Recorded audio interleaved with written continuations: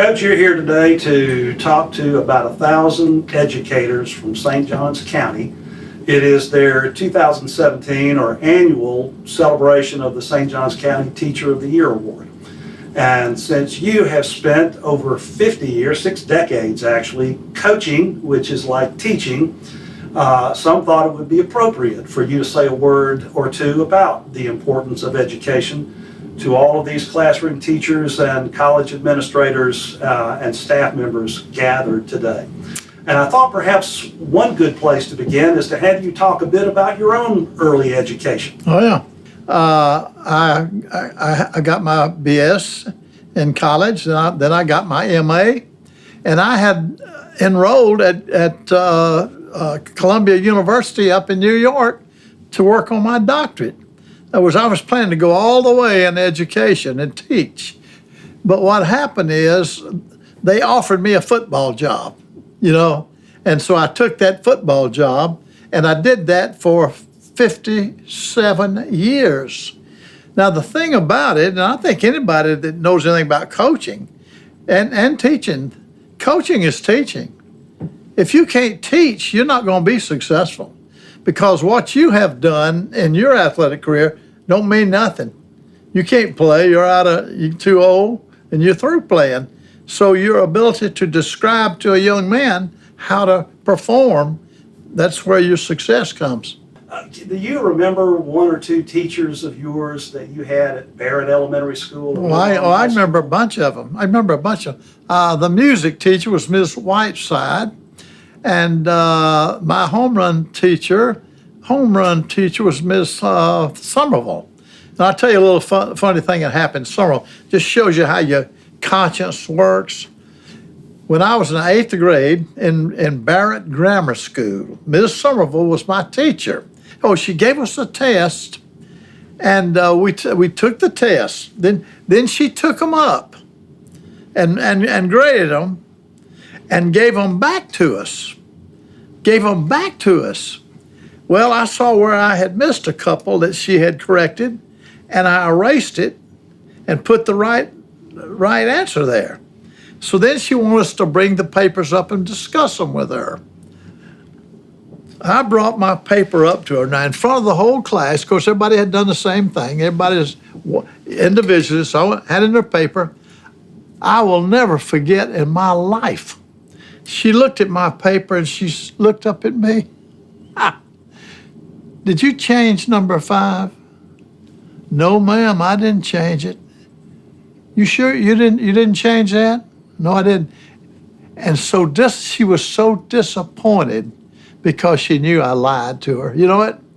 And she never said a thing about that, Steve. And I was concerned about it all. My conscience, it hurts today. It hurts today, yeah. And you know what? About 30 years later, I ran into her.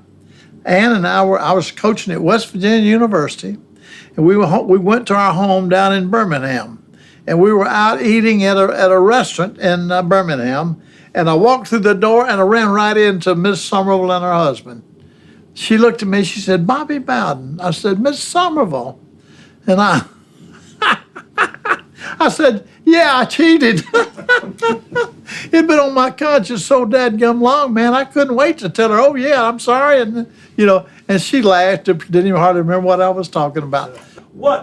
How important was a student's education, and how important was it for you to talk to teachers when you were evaluating talents? Well, when we recruited, and it's still true today, you study film, you go watch boys play, and you're looking for somebody that's got the physical ability to play for you, can get in school at your school, can graduate from your school, and can be a great football player. So from there on, we've got 2 more things we've got to get worked out. How about his academics? So once our coaches find a young man that's good enough athletically, we go to his advisor, to his academic people. We look at his transcript. We talk to his advisors. We talk to his teachers, and find out what kind of can he get in school at Florida State? Can he graduate from Florida State? If he can't, we leave him right there and walk out and start looking for somebody else. I don't care how great an athlete he is, does the discipline that's required in the classroom in grade school, junior high, high school translate to the discipline that's needed at Division I? Oh, yeah. Oh, yeah. It's all attention. If he gives attention to his academics, he's going to carry over into football. When you're out there talking to him, you know, a lot of times as a coach, you call the boys up and they all come in, you tell them to take a knee. So they all kneel down there and you're talking to them and you see some that are looking right at you. They're looking right at you, studying everything you say. And here's another over here, his eyes are wandering around. You know, there's a difference there, you know what? He probably wanders around in class too, you know what? And this one probably really pays attention, you know? But there's a carryover there. I bet it nearly works 100%, you know? Guy that pays a lot of attention in class and does his studies and does his homework and does his assignments, he probably does the same thing in football. But he's still you got to have athletic ability, you know what? But boy, he's going to be better if he can think. In your years as a coach, how important was it for your players to finish their degrees, get a good education? Did it matter? I mean, oh yeah. Well, it does matter. I mean, you can survive if it don't happen. Let's just say a great football player comes to your school and he's a good student. All right, so he goes through college, and now this is happening a lot now. It has nothing to do with it. They're getting their third year and they can go pro football, and they're so good they do. They don't get to finish. You know, we used to always encourage them to come back. I've had guys graduate from Florida State. Leave Florida State, play pro ball, and come back 10 years later and graduate. We always encourage them. In fact, we'd give them aid when they came back just to get them to graduate. It's not very healthy to be a football coach at a university and go out recruiting when they know your boys are not graduating. That don't go over too good. You know what? Mama wants them to graduate. So we try to graduate all our kids. I wanted to ask you if there's anything you'd like to say to all the teachers today who are listening to you, either the classroom teachers, the principals, superintendents. I even understand. Just that I appreciate them. Yeah. I appreciate them. I'm so thankful I was able to get an education, because when I was young, I didn't want to go to school. You know what? But I did, and you know what's the amazing thing? There were some teachers that make you love it. There's some that can't get your attention. Now they just have a problem.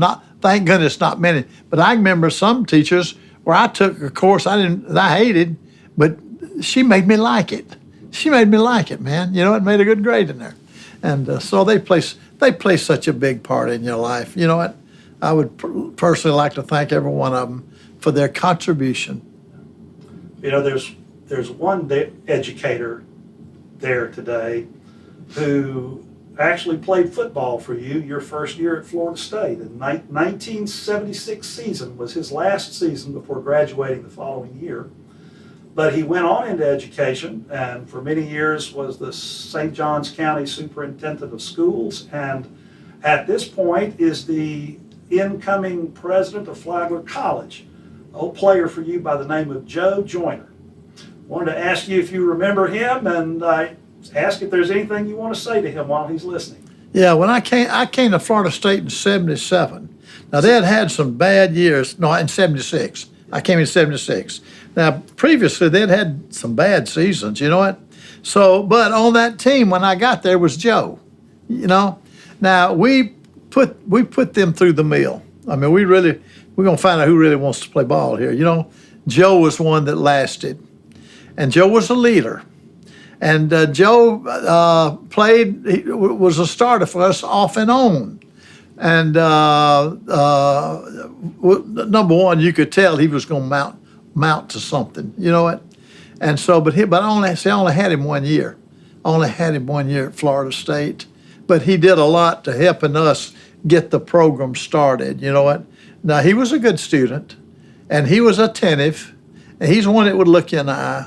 He's one you could trust, you know what?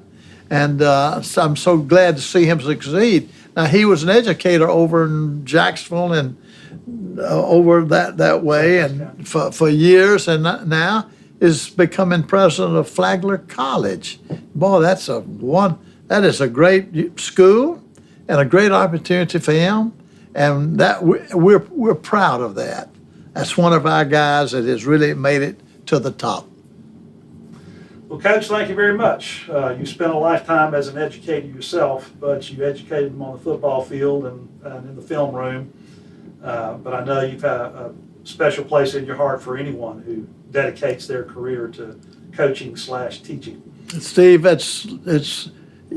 I'll repeat again, coaches are teachers. Coaches are teachers. If they can't teach, they're not going to make it. And you know what? A lot of their teaching habits they got when they were going to school from their other teachers. Who modeled it for them. Yeah, Well, Coach, thank you very much. We appreciate your time. good deal.